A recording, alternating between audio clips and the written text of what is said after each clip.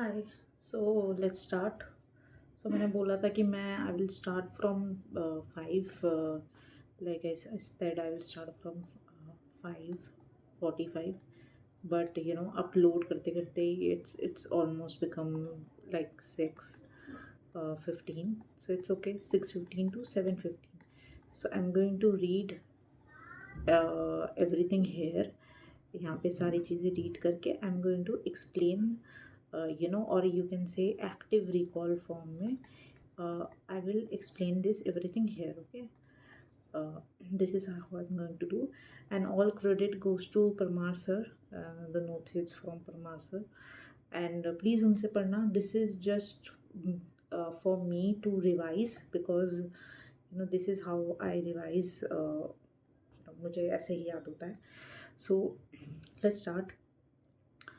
The first stanza is making of constitution. Okay, constitution बना and then constitution में क्या क्या था.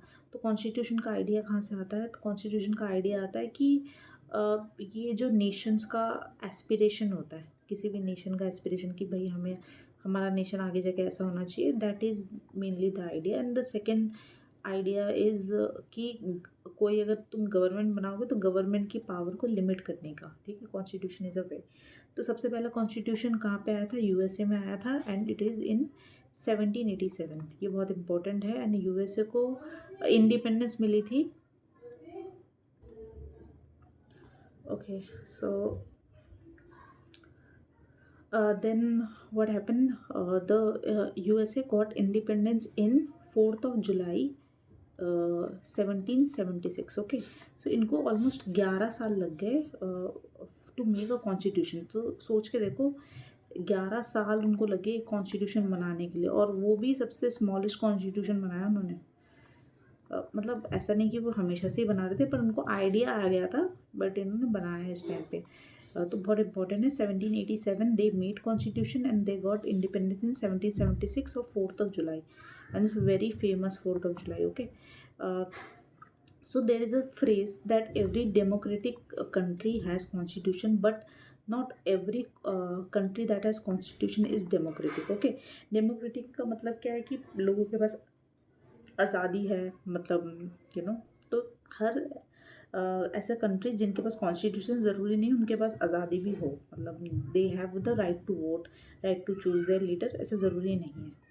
ओके, नेक्स्ट, इंडिया का कॉन्स्टिट्यूशन कैसा है? इंडिया का कॉन्स्टिट्यूशन है रिजिड है, but that is partly rigid. Okay, पूरी तरह से रिजिड नहीं है, एंड फ्लेक्सिबल है, वो भी पार्टली फ्लेक्सिबल है, पार्टली. ओके, रिजिड का मतलब क्या होता है और फ्लेक्सिबल का मतलब? रिजिड मतलब ऐसा कॉन्स्टिट्यूशन जिसमें चेंज करना बड़ा मुश्किल है. और ये फ्लेक्सिबल क्यों है? क्योंकि इसमें चेंज तो नहीं कर सकते पूरी तरह से, बट इसमें अमेंड कर सकते हो. That is why it is flexible, but it is partly, क्योंकि पूरी तरह से आप अमेंड करके पूरा ही कॉन्स्टिट्यूशन का बेसिक स्ट्रक्चर ही बदल दो तो ऐसा नहीं होता. बेसिक स्ट्रक्चर का क्या मतलब होता है? एक सेट ऑफ चीज़ें हैं जो कॉन्स्टिट्यूशन में हमको बताई गई है, जैसे प्रेम्बल में समझ लो, या फिर फंडामेंटल राइट्स में समझ लो, जिससे हमारा एक डीपीएसपी भी इंक्लूड कर सकते हैं उसमें. बट मेनली यही दोनों हैं जिनको एक बेस मान के चलते हैं. जैसे कि एक पिरामिड है, तो इसका बेस मान के चल रहे हैं हम लोग, इसके ऊपर तुम कैसा भी कितना भी बड़ा बना लो, so the base should not be change. इसके ऊपर तुम ऐड अप करते रहो, इस चलेगा. तो that is the basic structure. Basic structure change नहीं होना चाहिए. नेक्स्ट में आता है कि कितने फॉर्म्स ऑफ गवर्नमेंट. तो 4 फॉर्म्स ऑफ गवर्नमेंट है: कम्युनिस्ट,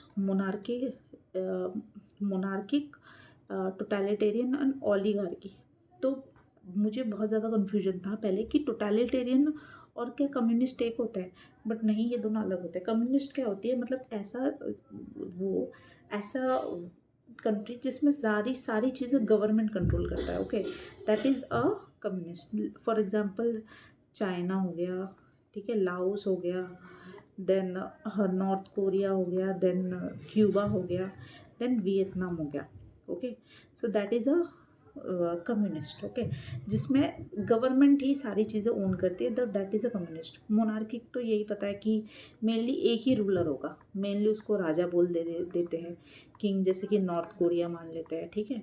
एंड देन टोटलिटेरियन क्या होता है? जैसे टोटलिटेरियन मतलब total control over the life of individual. तो टोटल कंट्रोल अगर लाइफ के ऊपर हो गया तो टोटलिटेरियन। मुझे इस हिसाब से बाद में पता लगा कि शायद totalitarian is Afghanistan right now, तो because they have taking total control over life. Then oligarchy is government by few, that is Russia. Okay, govern by few मतलब फ्यू पीपल जो मिलके गवर्न कर रहे हैं, दैट इज ओके। तो चार चार टाइप के हो गए, कम्युनिस्ट, मोनार्किक, टोटलिटेरियन। कम्युनिस्ट का एग्जाम्पल क्या हो गए, China, Laos, North Korea, Cuba, Vietnam. And monarchy का एग्जाम्पल हो गया North Korea. So North Korea comes in communist also, monarchic also. Totalitarian is something that complete control over the life of citizen और ऑली करके is this. Next आता है constitution assembly, the idea of constitution assembly. ये आया कैसे, constitution assembly ज़रूरत क्यों है, क्योंकि we have to make a constitution, ठीक है। तो कॉन्स्टिट्यूशन बनाने के लिए तो लोग चाहिए, और वो लोग कहाँ पे बैठ के डिस्कस करेंगे और कहाँ पे होगा ये सारी डिस्कशन, तो that is a constitution assembly, जिसमें लोग भी ऐसे होने चाहिए हु न्यू कि कॉन्स्टिट्यूशन को भाई फ्रेम कैसे किया जाता है। इसलिए most of them actually are lawyers, और हमारा कॉन्स्टिट्यूशन इसलिए बहुत कॉम्प्लिकेटेड भी हो गया था बिकॉज ऑफ दैट। तो सीक्वेंस क्या है, 3 सीक्वेंस है इसमें, 1928, देन 1934 एंड 1935। तो 1924 में मोतीलाल जी नेहरू ने मतलब इनके चेयरपर्सन में लखनऊ में एक सेशन हुआ था जिसमें इन्होंने नेहरू रिपोर्ट दिया, ठीक है। उस पर इन्होंने बात करी, अर्ली ड्राफ्ट था कॉन्स्टिट्यूशन का, उनमें उन्होंने बात करी थी कि भाई हमको कॉन्स्टिट्यूशन असेंबली चाहिए होगा। नेक्स्ट 1934 में M N Roy, he is very influential at that point of time, इन्होंने बोला कि एक कॉन्स्टिट्यूशन असेंबली होना चाहिए, इन्होंने आइडिया। और लास्ट में 1935 में कांग्रेस ने ही बोल दिया कि we need a constitution, officially मतलब उन्होंने डिमांड कर दिया कि we need a constitution assembly. Then 1928, 1934 and 1935, it's very very important. Okay, next. हाँ, मैंने सारी चीज़ें कवर कर ली है। हाँ, next page. Okay, all credit goes to Parmar sir. Please don't copyright sir. I'm not teaching anyone. I'm just revising. That is somehow I revise. Okay, next August offer. ठीक है, August offer, offers given by British, offers from British. So why Britishers are giving us offer, कि भाई वो हमको क्या offer दे रहे थे और क्यों दे रहे थे, क्योंकि ना इस टाइम पे वर्ल्ड वॉर 2 चल रहा था, और वर्ल्ड वॉर 2 में ब्रिटेन वॉज अ पार्ट।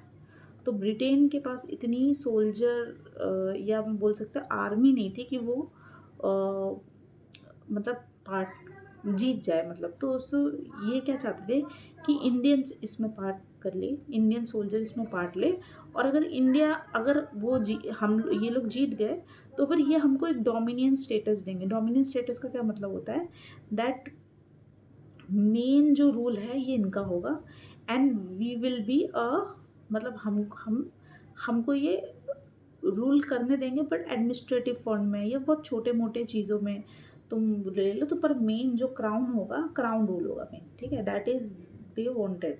तो इन्होंने हमको 3 बार ये ऑफ़र दिया। एक अगस्त ऑफ़र दिया क्योंकि अगस्त में प्रपोज हुआ था, ठीक है, 8 अगस्त को मिला था 1940 में, तो इसको अगस्त ऑफ़र कहा जाता है। और इसको विसेंट लॉर्ड तो मैं बोलूँगी नहीं, विसेंट लिनलिथिगो, ठीक है, लिनलिथिगो इन्होंने दिया था, ठीक है। तो इसको तो फिर रिजेक्ट कर दिया था इस डोमिनियन स्टेटस वाले को। देन क्रिस्प प्रपोजल आया, ठीक है, ये 2 साल बाद आया 1942 में।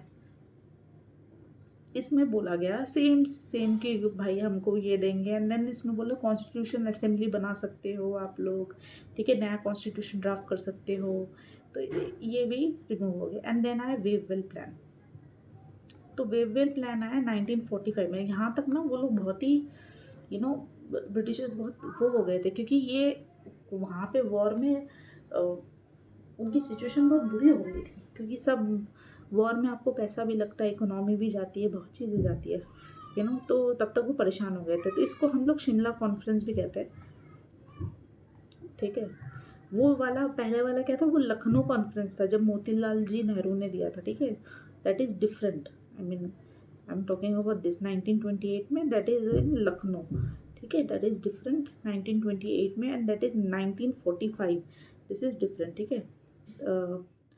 Confession, okay. एंड इसमें जो था, इसमें वेवविल, नाम से ही पता लग रहा है वेवविल होगा। तो वेवविल ने बोला कि वही कि पॉलिटिकल डेडलॉक चल रहा है, आप न्यू इंटरिम एक्सक्लूसिव काउंसिल बना सकते हैं। और इसने एक बहुत बेकार बात बोली कि इसने बोला, क्योंकि ये लोग तो चाहते ही थे कि हम लोग रिलीजन के बेसिस पे डिवाइड कर दे। सो वेविल ने क्या बोला कि हम लोग ना आपको देंगे, बिल्कुल देंगे, आपको अलग अलग कॉन्स्टिट्यूंसी देंगे, मतलब आप हिंदू लोग अलग का कॉन्स्टिट्यूशन हो जाएगा, मुस्लिम का अलग हो जाएगा। जबकि इनको पता था कि we have other religion as well in India, but they want to divide only Hindu Muslim, क्योंकि उनको पता था कि इनके बीच में जो लड़ाई है वो प्रोमिनेंट बहुत टाइम तक चलेगी, और चल भी रही है, आज भी पाकिस्तान इंडिया लड़ रहा है। So that is how he thought, है ना। डेडलॉक रिजॉल्व हो जाएगा, न्यू इंटरिम एग्जीक्यूटिव काउंसिल बन जाएगी। एंड आया उसके बाद जो the plan which actually got accepted, that is the cabinet mission plan. Cabinet क्या होता है, वही कि हम बोलते हैं ना कैबिनेट मिनिस्टर्स है, तो जो कैबिनेट जो मेन मिनिस्टर्स होते हैं, मतलब जो एक्चुअल में गवर्नमेंट बनाते हैं, उनको हम बोलते हैं। तो कैबिनेट मिशन प्लान आया, कैबिनेट मिशन प्लान। ये कब आया, 1 साल बाद ही आया, 1946 को, ठीक है। इसमें 3 ब्रिटिशर्स ने पार्ट लिया,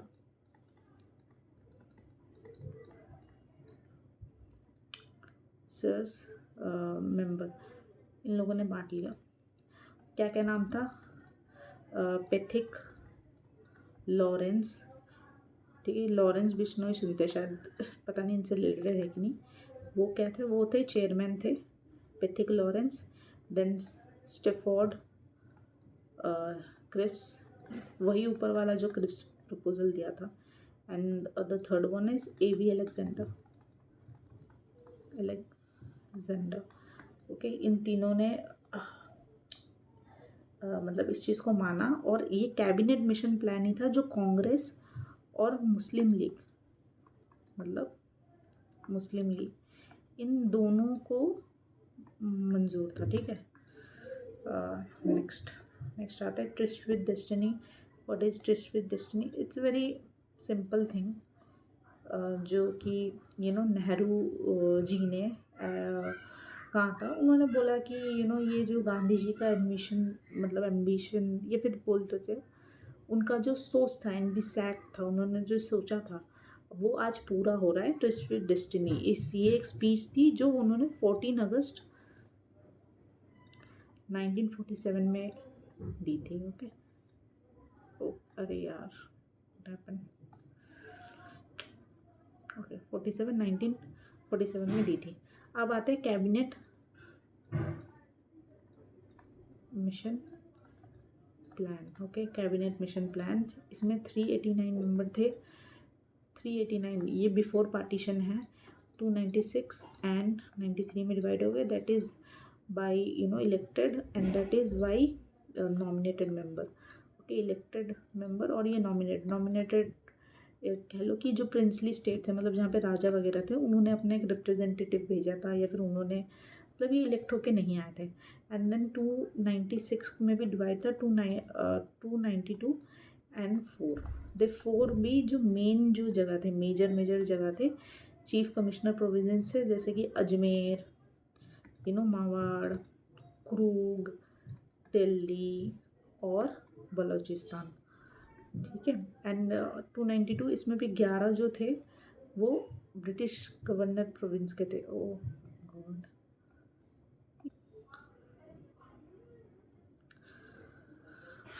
उसके थे, ठीक है। आगे आता है नेक्स्ट में,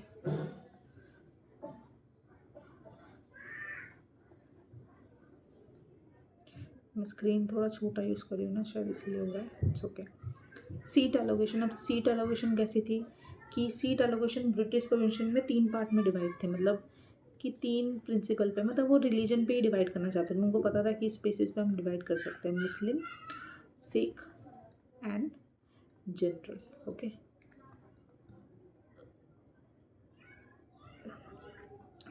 वो ऐसे सिख में भी करना चाहते थे डिवाइड, पर सिख में हो नहीं पाया, ठीक है, वरना एक अलग सा तीन तीन पार्ट में डिवाइड कर जाते हैं। एक सीट पे 10 लाख लोग थे, ठीक है, मतलब एक जो रिप्रेजेंटेटिव था उसमें 10 लाख पॉपुलेशन के हिसाब से।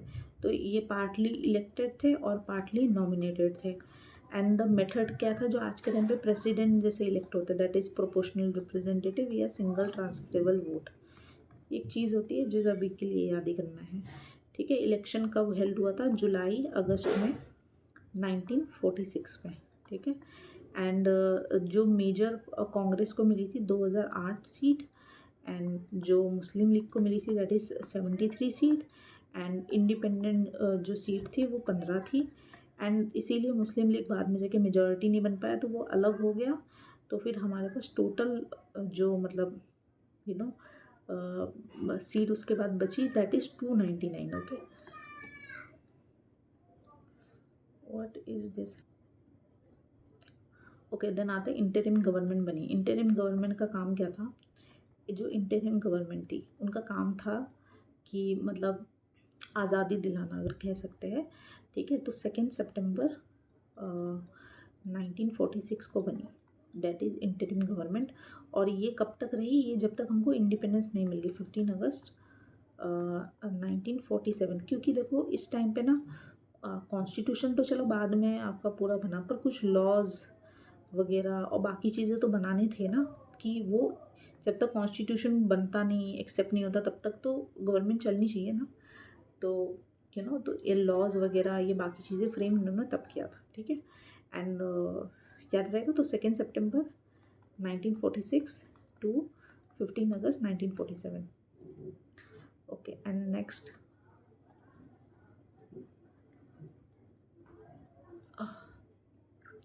इसको इंडिया पाकिस्तान में डिवाइड कर दिया गया। तो इसमें वो है कि मतलब इसमें ना प्रेसिडेंट थे, मतलब एक जो एग्जीक्यूटिव काउंसिल था उसका प्रेसिडेंट था। उसका प्रेसिडेंट कौन था? जो वाइस रॉय या बोलते थे गवर्नर जनरल था उस टाइम पर, जिसको हम कहते हैं विस्कॉन्ट वेववेल। जो वेववेल प्लान था उसी पे बना था। एंड ये फरवरी 1947 तक था, ठीक है। और हमको जो एक्चुअल में जो इंडिपेंडेंस हम मानते हैं दैट इज़ 15 अगस्त 1947 में मिली। तो ये फरवरी टू उसके बाद फरवरी इसके बाद से लॉर्ड माउंटबेटन था। माउंटबेटन का ये आई थिंक प्लान था ना डिवाइड करने का, है ब्रेक इंडिया इनटू 2 पीसेस, शायद यही थे, इसकी फेमस लाइन थी शायद आके। और बहुत ही लॉर्ड तो इनको बोलना ही नहीं चाहिए, there is Mountbatten only, there is no lord वाला कोई काम नहीं था इनका। आगे next, position held by member. So जिसमें 3 चीज़ें याद रखने की जो इम्पोर्टेंट है, दैट इज़ कांग्रेस पार्टी को आफ्टर इलेक्शन कितने वो मिला 208, एंड उसको मुस्लिम लीग को मिला 73, एंड इंडिपेंडेंट वाले को मिले थे 15। एंड जब मुस्लिम लीग निकल गई तो 299 टोटल सीट बचे थे। देन इंटरिम जो गवर्नमेंट थी, इंटरिम गवर्नमेंट को मतलब 2 सितंबर 1946 में वो किया गया, एंड वो 14 अगस्त 15 अगस्त 1947 तक बनती थी, जिसमें इंडिया पाकिस्तान को पार्ट कर दिया गया। जो प्रेसिडेंट थे ऑफ एग्जीक्यूटिव काउंसिल, उनका नाम था विसेंट वेवॉल, जो कि फेब 1947 तक रूल मतलब थे। एंड उसके बाद वाले प्रेसिडेंट बने माउंटबेटन, ठीक है, 1947 के बाद से। ये थी इसमें पढ़ने वाली चीज़ और रिवीजन वाली चीज़। अब आगे आते हैं, position held by member of the interim government. क्या क्या पोजीशन थी, इम्पॉर्टेंट पोजीशन थी जो कि हेल्ड किया था इंटरिम गवर्नमेंट ने। द कमांडर इन चीफ ये थे क्लॉड, जो आज के टाइम पे क्लॉड है क्लॉड ऑचिनलेक, ठीक है। जो वाइस प्रेसिडेंट थे वो और एक्सटर्नल अफेयर्स के मिनिस्टर थे, और कॉमनवेल्थ रिलेशनशिप थे जवाहरलाल नेहरू, जो कि इंडियन नेशनल कांग्रेस के मेंबर थे। देन होम अफेयर्स और जो इंफॉर्मेशन एंड ब्रॉडकास्टिंग वाले थे वो थे Sardar Vallabhbhai Patel. Then agriculture and food जो था वो था राजेंद्र प्रसाद का। एंड देन डिफेंस जो था वो था बलदेव सिंह का। देन फाइनेंस जो था वो था लियाकत अली खान का। एंड देन हेल्थ जो था वो था गजनफर अली खान। देन जो लेबर था वो था जगजीवन राम। एंड जो लॉ था दैट इज जोगेंद्र नाथ मंडल। ये मुस्लिम लीग के थे। ओके, मुस्लिम लीग लिखने की ज़रूरत थी। Okay, and then education and art जो थे वो सी राजगोपालाचार्य का था, INC के थे। Railway and communication post Abdul Rab निस्तर। And industry and supply थे जॉन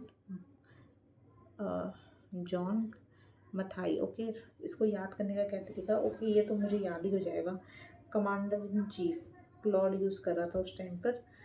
जो VP था और वाइस प्रेसिडेंट था वो जवाहरलाल नेहरू थे, और एक्सटर्नल अफेयर्स के भी जवाहरलाल नेहरू थे। होम अफेयर्स तो मैं बोल ही सकती हूँ कि सरदार वल्लभ जो पटेल सर थे उन्होंने इंडिया के जो भी स्टेट्स हैं उन सबको एक साथ लेके आए। तो सरदार वल्लभ भाई पटेल, और वो इंफॉर्मेशन लेके आए कि भाई कि हाँ यहाँ से कि अच्छा ऐसा ऐसा हो रहा है, तो अब हम लोग इनसे ये बात करके कर सकते हैं। Okay, then agriculture and food Rajendra Prasad. Okay, Prasad is a food, तो food is in agriculture and food. Then commerce, commerce मतलब मनी, तो मनी से स्माइल आ जाती है, तो यू नो तो उससे कॉमर्स का है, कॉमर्स वाला लिखा नहीं शायद मैंने, कॉमर्स वाला है इब्राहिम स्माइल चंडीगढ़। ओके, तो इस जो भी इस इब्राहिम इस्माइल, ठीक है, कॉमर्स से स्माइल आ गई तो इस लाइन। देन उसके बाद आता है डिफेंस। डिवेल से पता आता है बलदेव, मतलब बहुत ही उसमें बल था, तो दैट इज़ वेरी सॉरी, इसको गलत मत समझना, just a way to remember. Okay, Baldev. Then finance minister is Liaquat Ali Khan. अब फाइनेंस कैसे याद करें? Liaquat Ali Khan. Okay, finance.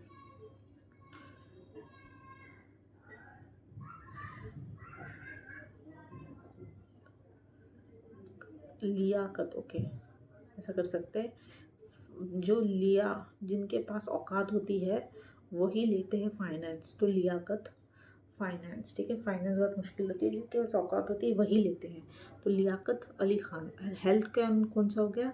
Ghazanfar Ali Khan. Okay, Ghazanfar health, Ghazanfar. Okay, Gajan health से तो कुछ याद ही नहीं आ रहा है, हेल्थ याद ही करना पड़ेगा, गजनफर अली खान। देन लॉ तो जो थे जगजीवन राम। तो जो राम जी है उनको बोलते हैं ना कि वो बहुत ही मतलब वो थे, आइडियल थे, और वो बहुत लॉ, और वो उनके राम राज्य में कभी कोई चीज़ गलत नहीं हुई। एक्चुअली ये लेबर है। ओके, तो हाँ, जो किसी लेबर के साथ कभी गलत नहीं हुआ तो जगजीवन राम। ओके, लेबर के साथ कभी भी गलत नहीं हुआ, ऐसे करके याद रखते हैं। देन लॉ क्या हो गया? जोगेंद्र नाथ मंडल। ओके, तो जोगेंद्र भाई, जोगेंद्र थारा भाई वैसे वाले, उससे याद करेंगे लॉ। ओके, जोगेंद्र जो है वो लॉ अपने हाथ में ले लेता है, जोगेंद्र नाथ मंडल। देन एजुकेशन जो राजा गोपालाचारी, तो नाम से ही पता लग रहा है कि एजुकेशन में ही थे। C Rajagopalachari is in education. Okay, Shri Rajagopalachari. Ghazanfar जो थे हेल्थ वाले थे, and C Rajagopalachari is in the education. Okay, and then industry Abdul Rab Nishtar. इसको हम कैसे याद करें? Abdul Rab Nishtar. Railway and communication post and air. Okay, मतलब railway post and air communication, जो भी है railway communication post and air. ऊपर वाला ब्रॉडकास्टिंग था, इसमें थे अब्दुल राम निस्तर। ओके, तो उस टाइम पे रब भरोसे चल रहा था सब कुछ, रेलवे भी रब भरोसे था, देन कम्युनिकेशन पोस्ट और एयर इंडिया, अगर पता नहीं एयर इंडिया कब आया, शायद बाद में आया, तो ये भी रब भरोसे चल रहा था। एयर इंडिया तो बहुत ही बाद में आया होगा। देन इंडस्ट्रियल एंड सप्लाई में मैथाई, जॉन मैथाई, ठीक है, जॉन मिठाई। तो इंडस्ट्रियल सप्लाई जो थे उसमें तो मिठाई का बड़ा वो हो रहा था, ठीक है, तो जॉन मिठाई।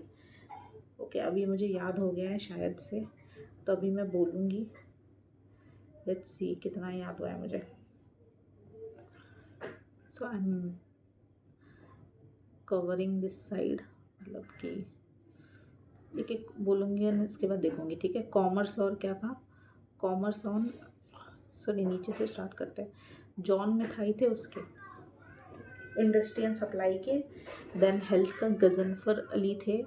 देन बलदेव थे शायद डिफेंस के। देन यू नो लियाकत, मतलब औकात होनी चाहिए भाई इतना मुश्किल लेने का, फाइनेंस के थे।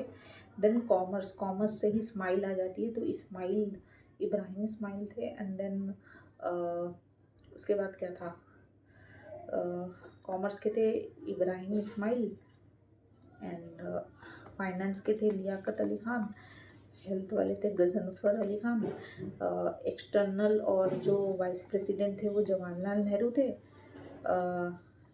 ठीक है। एंड जो फर्स्ट वाला था that is commander in chief, दो वो तो क्लॉड थे।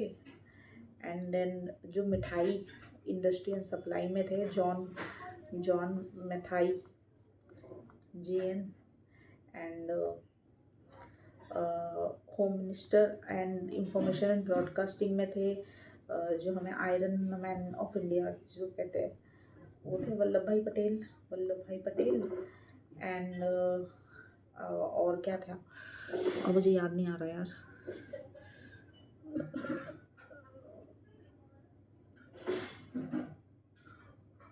मतलब होगा, मुझे वो याद नहीं आ रहा कि एलोकेशन कैसे करूँ। वाइस प्रेसिडेंट बोल दिया मैंने, होम मिनिस्टर बोल दिया मैंने, इसके बाद क्या था, हाँ एक कॉमर्स नहीं sorry, Prasad, agriculture and food जो था उससे हमको याद आता है प्रसाद, तो Rajendra Prasad, okay, Rajendra Prasad. And then the commerce बोला, लेबर नहीं बोला, तो लेबर था राम जी के राज्य में लेबर के साथ कभी गलत नहीं हो सकता, तो राम, सामने वाला नाम याद नहीं आ रहा मुझे। डिफेंस तो मैंने बोल दिया था Baldev Singh, I think defence बोला था मैंने, बलदेव सिंह। फाइनेंस भी बोल दिया, वो भी बोल दिया। लेबर का हाँ जगजीवन राम, इनके पे लेबर डे पे छुट्टी भी मिलती है, अब मैं भूल ही गई, जगजीवन राम, ठीक है। एंड लॉ का तो मुझे पता है, लॉ का था वो जोगेंद्र था भाई, वो हमेशा लॉ को हाथ में लेते रहा। This is all mnemonics to remember, okay, कोई भी इसको वो मत करना। Jogendra Nath, okay. Next education and arts क्या क्या है, C Rajagopalachari, okay. And then railway and communication, तो मैंने यही बोला था कि रब भरोसे सब, अब्दुल रब निस्तर, ठीक है। और जॉन में था, ये तो पढ़ लिया था, इसको दोबारा रिवाइज करेंगे, अभी तो जितना वो है याद तो हो गया मेरे ख्याल से, ऑब्जेक्ट ऊपर से आते हैं। नेक्स्ट, ये बार बार निकल क्यों जाता है यार, I don't know. Next, objective resolution, ये ऑब्जेक्टिव रेजोल्यूशन जो है यही बाद में जाके प्रेम्बल बनता है, ओके। तो इसको दिया गया था 13 दिसंबर 1946 को, किसने दिया था, जवाहरलाल नेहरू ने दिया। I need to take a break because of that, and right now the time is 7:15. I only did tables from 12 to 15, and I will revise that again. You know, I need to remember table till I think up till 30, and then extra of the tables which are of importance, and cubes plus squares that will I okay. So it's almost 2 hours extra than what I'm okay. Let's continue. So objective resolution later on became the preamble, and which is given by Jawaharlal Nehru. Okay, 13 December 1946 it was presented as objective resolution in Constitution Assembly, and on 22nd January 1947 it was accepted by uh, Constitution Assembly. Okay, so the date is important, 13 December 1946 and 22nd January 1947. Okay. um, Next, the committees of the Constitution Assembly. What are the committees? There are two types of committees. Okay, the major and minor. Okay, the major one is 8 and the minor one is 13. And I think we have to remember the committees. I think committee head, actually we have to remember that. Okay, so major committees में से यहाँ पे 4 दिए हुए हैं, but when I'm going to read Lucent and if I find any other community, I will take memorize from that part. Okay, and I will add it, और ऐसे ही active recall करके मैं वो करूँगी, आई विल एड इट, क्योंकि अभी तो शायद पेपर में नहीं आया पर आगे आ जाएगा. सो 8 मेजर एंड 13 माइनर. तो मेजर में कौन कौन सी है? नहीं नहीं, इसमें वैसे 8 है, 1 2 3 5 6 7 8, 1 2 3 5 6 7 8, इसमें 9 क्यों आ गया? Okay, let's see. तो जो जवाहरलाल नेहरू जी थे उनके पास 3 है, तो हमको याद कैसे करना है? तो ये ना मेन है, तो इनके पास सारी यूनियन वाली जो भी है वो वाली पावर रहेगी, और union power committee, union constitution committee, और अगर स्टेट की कमिटीज़ भी रहेगी. ठीक है, जो स्टेट में कमिटिंग. ओके, तो राजेंद्र प्रसाद जो थे वो आई थिंक हमारे प्रेसिडेंट थे, तो वो बाद में जाके गाड़ी चलाएंगे, तो स्टेयरिंग कमेटी उनके हाथ में रहेगी, जो व्हील होती है स्टेयरिंग व्हील, और जो भी रूल्स है गाड़ी चलाने के वो सब वो बताएंगे. प्रोसीजरल कमेटी है ना, प्रोसीजरल कमेटी ये बताएंगे. एंड देन आगे सरदार वल्लभ भाई पटेल. तो इनके जो हाथ में था कि जो स्टेट्स है उसको इकट्ठा लाके इंडिया को बनाना. तो जो भी प्रोविंशियल थे, ठीक है, प्रोविंशियल कॉन्स्टिट्यूएंट कमेटी इनके हाथ में आके, जो प्रोविंस थे उनको. I am just you know finding a way to remember it, ज़रूरी नहीं है इससे रिलेटेड हो. देन इन्होंने एडवाइजरी कमेटी भी दी थी, फंडामेंटल राइट्स की कमेटी भी दी थी, क्योंकि स्टेट्स किस बेसिस पे आएंगे. ठीक है, तो इनके एडवाइस पे स्टेट्स मान गई. देन फंडामेंटल राइट्स दी उनको, माइनॉरिटी और ट्राइबल को, ट्राइबल एंड एक्सक्लूडेड एरियाज़ में इन लोगों ने वो दिया.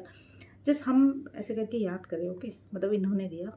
And BR Ambedkar is the drafting committee, ये तो हमें पता ही है, जो जिन्होंने कॉन्स्टिट्यूशन बनाया है. ठीक है, उनके हेड थे.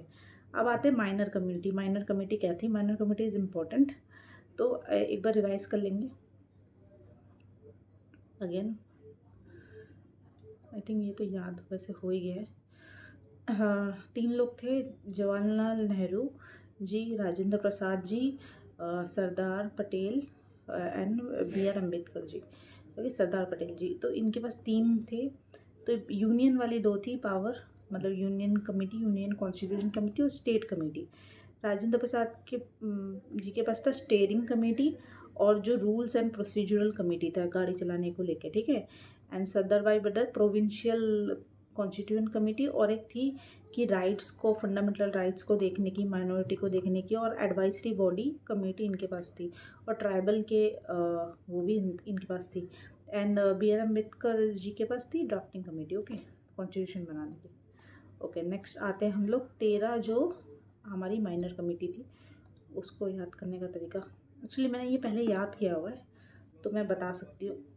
ओके, एक जो हमने ऊपर पढ़ा था फाइनेंस एंड वो अलग था, एंड ये सब ये कमिटीज़ के नाम अलग अलग से पढ़ेंगे. ठीक है, जो राजेंद्र प्रसाद जी थे, इनके पास तो एक तो स्टेयरिंग कमेटी थी, जो कि मेजर कमेटी में आती है, और एक रूल्स एंड प्रोसीजर की कमेटी थी जो मेजर थी।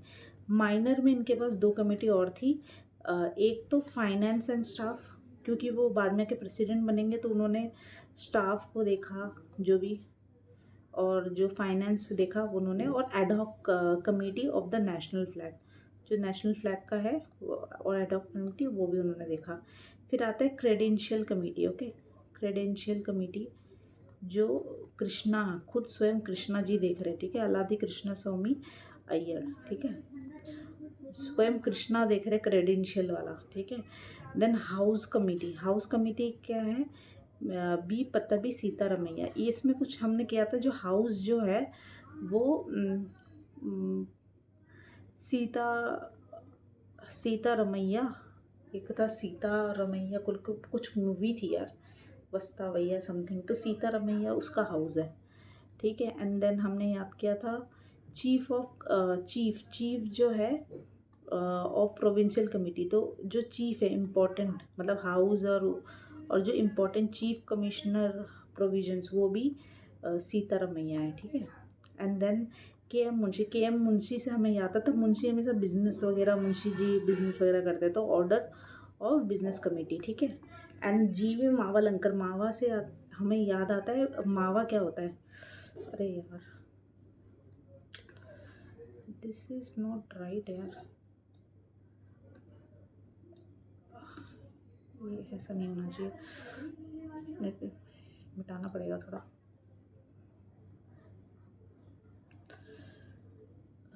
You know, full, I cannot access the full screen, that's why, otherwise I would not have opened this only.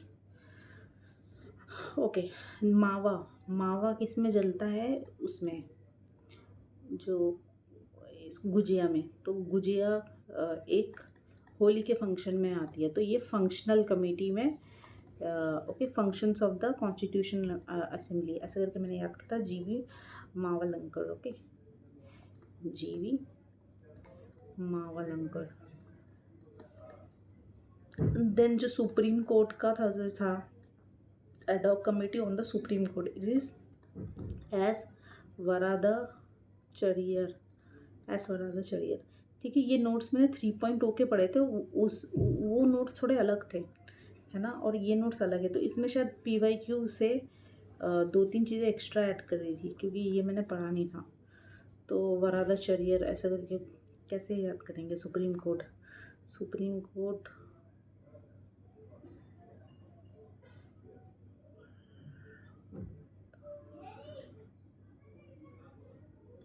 Okay, chair, okay, supreme court का चेयर, ठीक है, chair, Chariar, Varadachariar, S supreme court S Varadachariar, S Varadachariar, okay, supreme court S Varadachariar, तो याद ही करना पड़ेगा, S वरादा, उनको वरद वरद वरद भी नहीं होता यार, व्रत होता है, या वरादाचरियर, ओके। एंड देन जो सिटीजनशिप था उसका भी एस वरादाचरियर है, मैं शायद प्रोनाउंस गलत कर रही हूँ, ठीक है, तो आप देख लेना, एस वरादाचरियर, ओके। तो सुप्रीम कोर्ट प्लस सिटीजनशिप का एडहॉक का था S Varadachariar, Chariar ji, you know. And S K Dhar तो वही धुरंधर एंड वट एवर, धर से याद आता है लिंग्विस्टिक, ठीक है, बहुत अच्छे थे बात करने में। एंड देन नालिनी रंजन सरकार, ओके, तो ओके, सरकार जो है नलिनी रंजन सरकार was in financial provision, okay. ये सारी चीज़ें एक बार में नहीं याद होगी, अभी मुझे समझ में आ रहा है। एग्जामिन, जो स्पेशल एग्जामिन पावर थी ड्राफ्टिंग कमेटी की, वो JL नेहरू की थी, और जो प्रेस जो होती है ना, वो प्रेस करने वाली प्रेस, कपड़े प्रेस करने, वो उषा कंपनी की बहुत अच्छी होती है, सो उषा नाथ सेन, ओके। सो एक बार और रिवाइज कर लेते, ऑल दो मुझे पूरी तरह से याद नहीं हुआ है, I have to, you know, मुझे कल भी मैं सेम चीज़ करूँगी, परसों भी सेम चीज़ करूँगी, तो I will remember it more clearly, okay.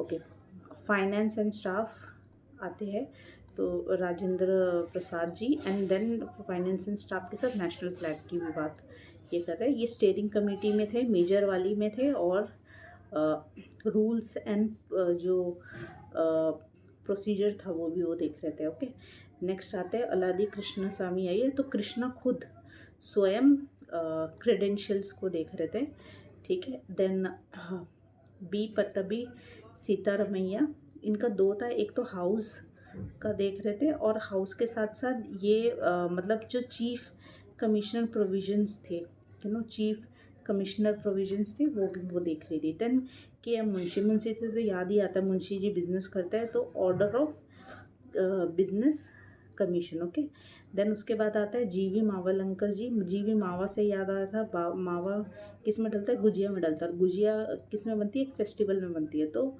वैसे ही इसका सॉरी फेस्टिवल नहीं, फंक्शंस में बनती है, ठीक है, फंक्शंस में बनती है, जो कि फंक्शन फेस्टिवल ऐसे ही समझ लो। तो फंक्शन ऑफ कॉन्स्टिट्यूशन असेंबली वो देखते थे ये, ठीक है। एंड देन एस वरादाचार्य, ठीक है, ये वरद, पता नहीं एस वरादाचार्य, ये बोलते ना मैंने तुम्हें वरदान दिया है, काइंड ऑफ ऐसे कि सुप्रीम कोर्ट का और सिटीजनशिप का तुम देखो, ठीक है। तो एडहॉक कमेटी जो थी वो ये देखते थे, ठीक है। फिर नालिनी रंजन सरकार, जो सरकार थी ना, वो financial provision of union expert committee उन्होंने बिठाई थी, एक फाइनेंशियल कमीशन एंड यूनियन की देखने के लिए, सरकार ही देख रही थी। इसके धर तो मैंने बोल ही दिया, जो धर है वो बहुत लिंग्विस्टिक अच्छा था। और क्या धुरंधर ने क्या एक्सेंट पकड़ा था, पाकिस्तानी एक्सेंट है क्या। फिर जवाहरलाल नेहरू जी का तो मैंने बता ही दिया, ये माइनर वाली है, ठीक है सारी। जवाहरलाल नेहरू जी का जो उन्होंने ड्राफ्टिंग कमेटी को एग्जामिन करने का स्पेशल कमेटी की रखा था। एंड प्रेस जो होती है वो उषा की अच्छी होती है, तो press gallery committee is Usha Nath Singh. I hope I remember, कल पढ़ेंगे इसको और ज़्यादा करके अच्छे से। सो एक और चीज़, एक होती है ना स्पेस्ड रिपीटिशन। अगर आप भी को भी चीज़ें याद नहीं होती है तो आप ये यूज़ कर सकते हो, दैट इज़ इन 1, 3, 5, 7, और उसके बाद आते हैं 12 डेज, एंड देन 30। मतलब जो मैंने आज रिवाइज़ किया, अभी तो मैंने पढ़ लिया, एंड देन मुझे एक दिन बाद रिवाइज़, मतलब मुझे कल रिवाइज़ करना है, एंड देन कल के बाद मुझे वो 3 तारीख तीसरे दिन रिवाइज़ करना है, देन 5वें दिन, देन 7वें दिन, देन 12वें दिन, एंड देन 30th डे। तो अभी तो मैंने डायरी रखी है, तो मैं डायरी में आज जो भी मैंने पढ़ा है और जो मुझे कल रिवाइज़ करना है वो मैं लिख दूँगी, और जो उसी 3 तारीख को जो मुझे रिवाइज़ करना है उसका डेट मैं लिख दूँगी, ताकि मुझे ऐसा करके मैं रिवाइज़ कर सकूँ। Okay, that is I got from Mayur Hazarika sir. He was very very मतलब हार्ड वर्किंग, और मैंने अगर आपने कभी उनके वीडियोस देखे, the sources he have used is उन्होंने एकदम ऐसे करके पढ़ा है कि okay. Again the drafting committee कब सेटअप हुई थी अब, ओके, ड्राफ्टिंग कमेटी जिन्होंने एक्चुअल में कॉन्स्टिट्यूशन मतलब ड्राफ्ट किया, ओके, 29 अगस्त 1947। तो डेट्स आर इम्पॉर्टेंट क्योंकि एसएससी में डेट्स आते हैं, so I am trying to remember dates, okay. 1947, इसके पहले 2 डेट यहाँ पे थे, कहीं पे डेट थे शायद, हाँ, 13 दिसंबर एंड 22 अगस्त 1947, मतलब ये इसके बाद है। उसके बाद नेक्स्ट डेट इम्पॉर्टेंट इज 29 अगस्त 1947। तो इसमें टोटल मेंबर कितने थे, 7 थे, एंड जो BR अम्बेडकर जी थे वो चेयरमैन थे, उनको मॉडर्न मनु भी कहा जाता है, मॉडर्न मैन भी कहा जाता है, ओके। और अदर मेंबर्स कौन थे, अदर जो 6 मेंबर्स थे वो कौन थे, ये बहुत इजीली याद हो जाएगा, जो मेन है, ठीक है। अलादी कृष्णा स्वामी अय्यर, कृष्णा खुद थे, ठीक है। नेक्स्ट गोपाल स्वामी अय्यर, गोपाल भी कृष्ण का ही नाम होता है, ठीक है। गोपाल स्वामी अयंगर, सॉरी अयंगर। देन मोहम्मद सदुल्ला जी का नाम याद करने का वो नहीं है, पर ऐसा समझ लो कि मोहम्मद साहब खुद थे और कुछ मिल नहीं रहा। देन एक BL मिटर, जो कि शायद ये ख़त्म हो गए थे एंड इनको रिप्लेस कर दिया था एन माधव राव। माधव भी भगवान का ही नाम है, तो एन माधव राव, BL मित्तर जिनको रिप्लेस कर दिया। एंड फिर DP Khetan. DP Khetan is जो पंखे का नाम भी होता है शायद Khetan. It is replace by TT Krishnamachari, again Krishna, okay. And 6 business के बिना तो कुछ होगा ही नहीं, KM मुंशी, ठीक है। अलादी कृष्ण स्वामी अय्यर, गोपाल स्वामी अयंगर, मोहम्मद सदारुल्ला, BL मित्तर जो कि जिट can replace by Madhav Rao and DP Khetan, he was replace by TT Krishnamachari and KM Munshi.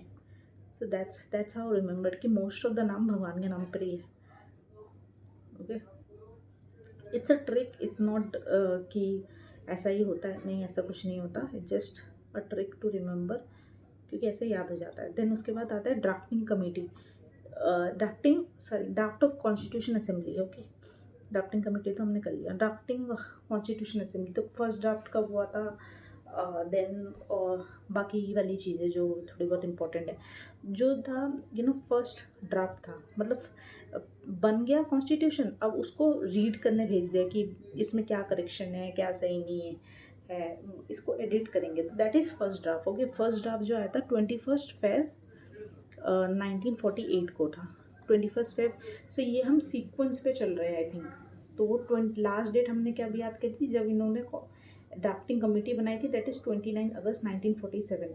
और ये उसके बाद की जो इम्पोर्टेंट सेकेंड डेट है, दैट इज़ 21 फेब 1948, 1948। इसमें एटमोस्ट 8 मंथ लगे थे फर्स्ट ड्राफ्ट बनाने में, एंड देन 4 नवंबर 1948, सॉरी इसमें बनाने में नहीं लगे थे, डिस्कस करने में लगे थे 8 मंथ्स। फिर वो 8 मंथ के बाद मतलब 4 नवंबर 1988 को फाइनल ड्राफ्ट कॉन्स्टिट्यूशन असेंबली के सामने भेजा गया। तो उसको ऐसे रीडिंग्स में दिया। फर्स्ट रीडिंग हुई जो कि 5 दिन तक चली, जो कि 4 नवंबर 1948 से स्टार्ट हुई थी एंड 9 नवंबर 1948 को हो गए 5 दिन की। सेकेंड जो रीडिंग थी वो 10 मंथ्स एंड 3rd डे तक हुई, ओके। दैट इज़ फ्रॉम 15 नवंबर 1948 से 17 अक्टूबर 1949 तक हुई। एंड जो थर्ड हुई थी that is completed on 26 November 1949, okay. तो थोड़ा कॉम्प्लेक्स है बट इसको याद तो करना ही पड़ेगा, ओके।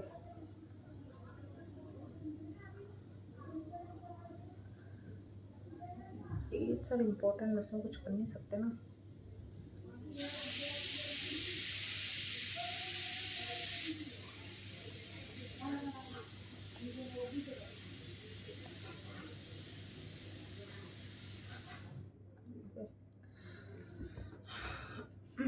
सो अगेन रिवाइज करते हैं डेट्स।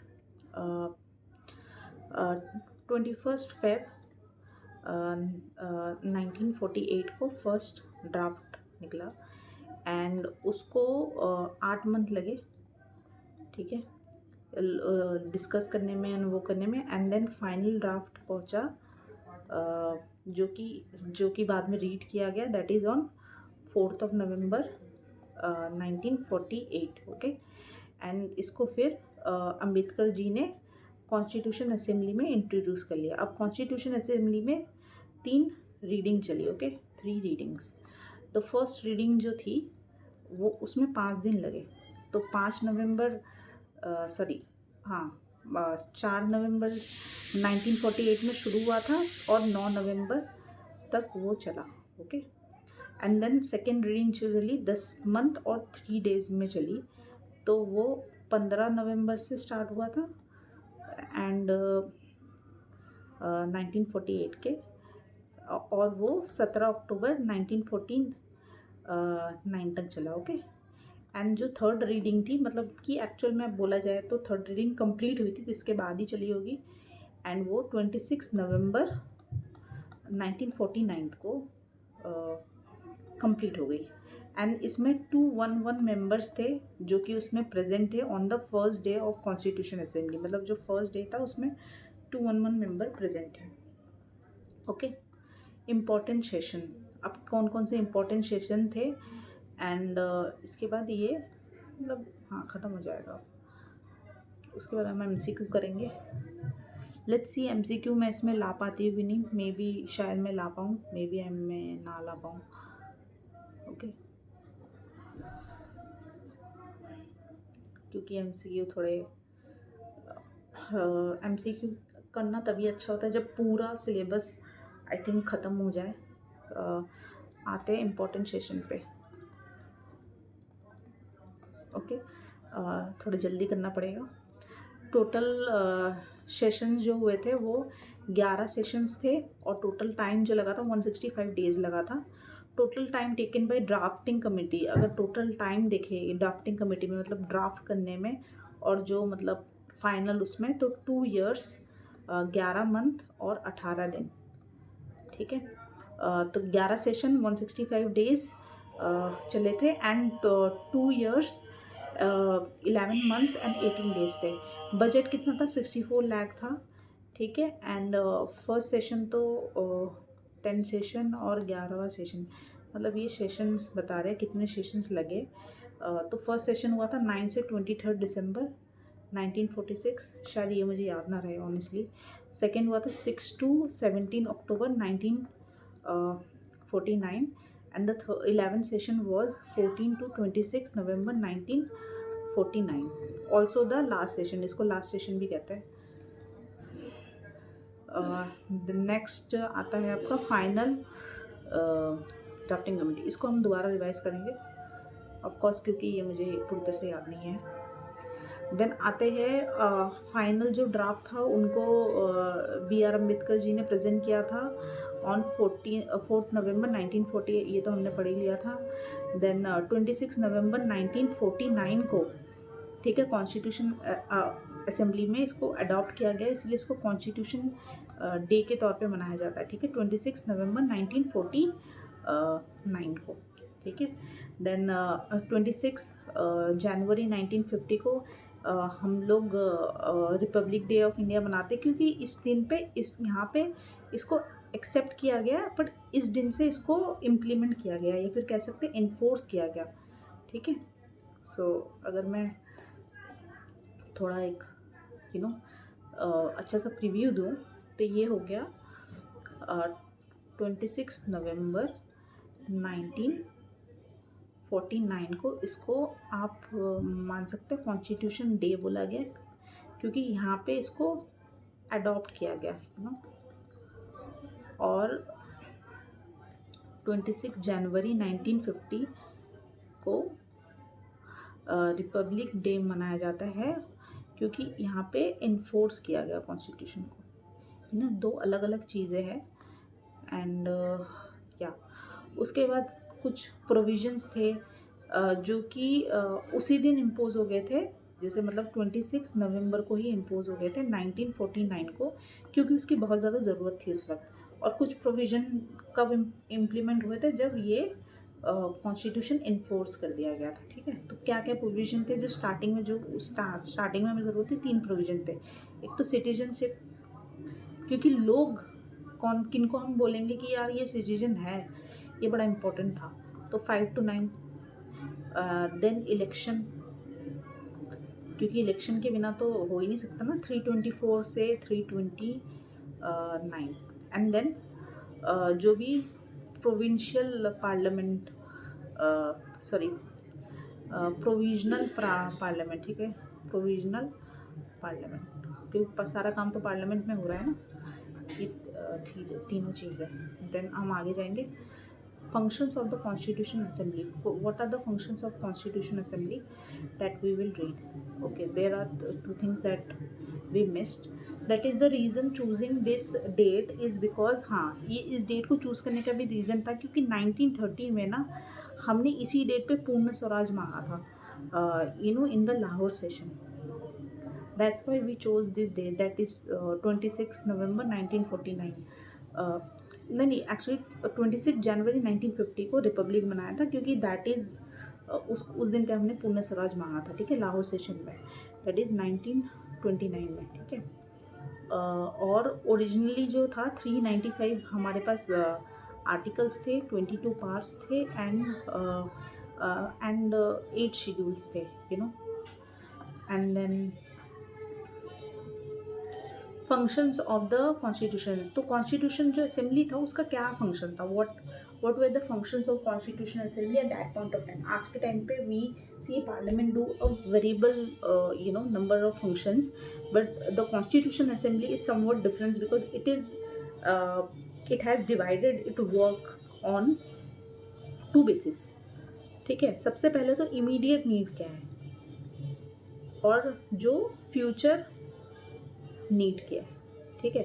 फ्यूचर नीड तो यही है कि कॉन्स्टिट्यूशन बनाओ, ठीक है, कॉन्स्टिट्यूशन बॉडी बनाओ, और जो इमीडिएट नीड है एक लॉ मेकिंग बॉडी बनाओ, क्योंकि आज अगर मैं इंडिपेंडेंस ले रही हूँ तो मुझे आज एक लॉ की ज़रूरत है ना, विच कैन बी इम्प्लीमेंटेड, तो it act as a law making body, that is to legislate, जो कि first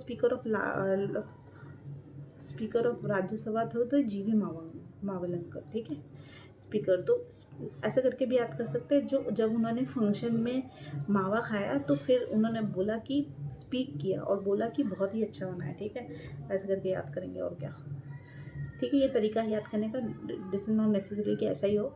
then constitution making body, ठीक है। So there is a much good amount of noise because there is Jagannath Yatra that's going on. Okay, so constitution जो constitution making body था उसके क्या था, ये फर्स्ट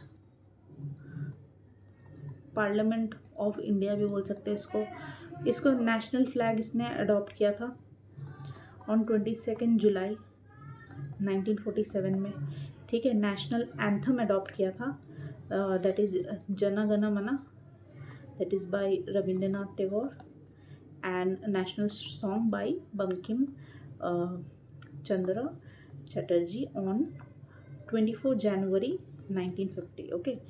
देन रैटिफिकेशन भी हुआ of Indian membership in Commonwealth on May 1949। इसका मैं ये मतलब ये नहीं कि हम लोग सॉवरेन नहीं थे, हम लोग सॉवरेन बॉडी थे, but we take part in Commonwealth game as अपनी मर्जी से, ठीक है। नेक्स्ट डॉक्टर राजेंद्र प्रसाद जी थे जो फर्स्ट प्रेसिडेंट थे ऑफ इंडिया के, एंड 26 जैन 1950, ओके। सो ये तो फैक्ट्स है, मतलब वन लाइनर फैक्ट्स है, that we have to remember that 22 को वो अडॉप्ट हुआ था, and then national anthem this, and ratification कब हुआ था फर्स्ट, वो 26 जब मतलब कॉन्स्टिट्यूशन अडॉप्ट हुआ तभी। अब आते हैं वर्किंग ऑफ कॉन्स्टिट्यूशन असेंबली, ठीक है।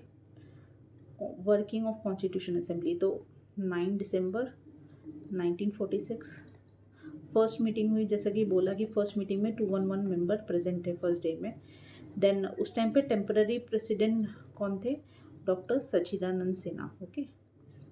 एंड दो परमानेंट प्रेसिडेंट कौन बने, Rajendra Prasad, and vice president कौन थे, H C. Mukherjee,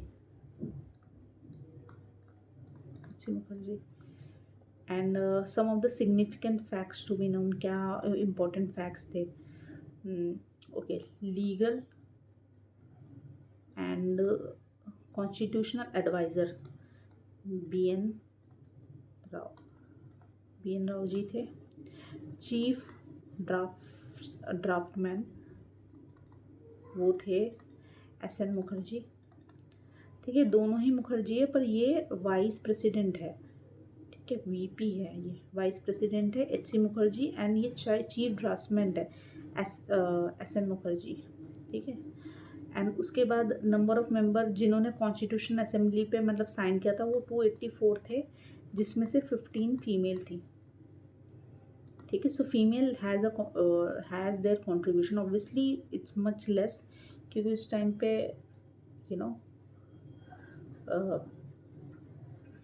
the the representation is very less, so that's why. Then secretary जो थे कॉन्स्टिट्यूशन असेंबली में वो थे HV Iyengar. Okay, secretary Iyengar. This is I need to revise again because इतना एक बार में याद नहीं हो रहा वैसे, क्योंकि कॉन्सेप्चुअल नहीं है, सिर्फ रट्टा मार वाली चीज़ है. देन इंडियन कॉन्स्टिट्यूशन जो हमको पता है लार्जेस्ट रिटन कॉन्स्टिट्यूशन है, इसीलिए इसमें एलिफेंट सिंबल दिया गया है. लैंग्वेज जो है वो इंग्लिश में, वैसे तो लैंग्वेज ऑफ कॉन्स्टिट्यूशन अच्छा नहीं इंग्लिश में ही है. एंड कैलीग्राफी एक्चुअली उसकी दो पार्ट में हुई है, that is English and Hindi. तो जो कैलीग्राफी करने वाले लगते थे वो भी बहुत इजी था. दिस इज प्रेम बिहारी नारायण रायज़ादा. ठीक है, प्रेम से लिखा है इन्होंने, प्रेम बिहारी एंड वसंत. वसंत से ही नाम याद आ रहा है, वसंत एक बुक आती थी हमारी, तो वसंत कृष्णा वैद्य. वसंत कृष्णा वैद्य इज़ इन हिंदी. ठीक है, हिंदी कैलीग्राफी की थी. अब आते हैं इसमें. सो दो चीज़ है जो याद करना है. लीगल एडवाइज़र कौन थे? लीगल एडवाइज़र थे BN Rao. Constitution chief draughtsman कौन थे? SN मुखर्जी. 284 लोगों ने साइन किया, तो उसमें से 15 फीमेल थी. And then secretary of constitution India कौन थे? HV Iyengar थे. एंड लार्जेस्ट सिटेड कॉन्स्टिट्यूशन है और उसमें एलिफेंट का सिंबल है. ठीक है, और वैसे तो लैंग्वेज इंग्लिश में है, पर कैलीग्राफी इंग्लिश और हिंदी में हुई थी. इंग्लिश में जो गया था उन्होंने प्रेम बिहारी नारायण रायज़ादा एंड हिंदी में वसंत कृष्णा वैद्य. ठीक है, अब इसमें इम्पोर्टेंट फीमेल पर्सन कौन कौन थी? ठीक है, फीमेल इम्पोर्टेंट थी राजकुमार अमृत कौर. इसके साथ एम्स में वो भी है शायद, ये फर्स्ट हेल्थ मिनिस्टर थी. ठीक है, हेल्थ इसीलिए एम्स में हुआ है. Then Suchitra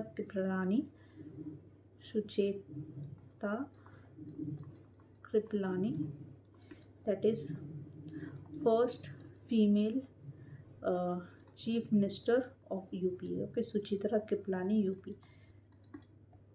next is Sarojini Naidu, first governor of Uttar Pradesh. Okay, Sarojini Naidu first governor of UP. So या रिवाइज्ड इट. नेक्स्ट हम पढ़ेंगे all credit goes to Parmar sir ये. एंड 1 घंटा मुझे मॉक करना है, एंड देन मॉक देने के बाद I will revise the first one and then second में प्रोसीड करेंगे. Okay, bye bye.